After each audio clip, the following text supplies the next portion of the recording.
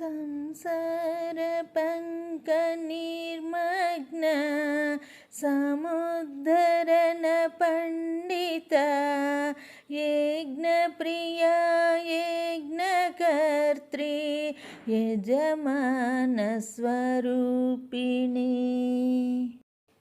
సంసార పంక నిర్మగ్న సముద్ధరణ పండిత అంటే సంసారం అంటే మాయ, అంటే అది జనన మరణాలతో చిక్కుకున్న ఒక బురద లాంటిది. అందులో కూరుకుపోయిన తన భక్తులను పైకి తీసి రక్షించి, అనగా ఇహపర బంధముల నుండి విముక్తుల్ని చేసి ఆనందమును ప్రసాదించగల శక్తి స్వరూపురాలు లలితాదేవి.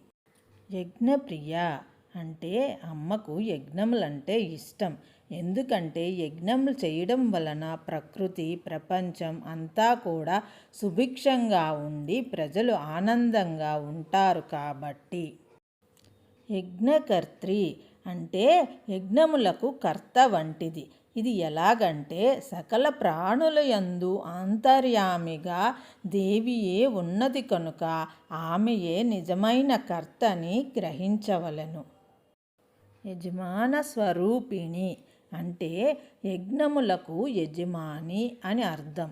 ఎందుకంటే ఇక్కడ నిర్వర్తించే కర్త మరియు అతని ఆత్మస్వరూపముగా రెండూ కూడా ఆ దేవియే ఉన్నదని అర్థం.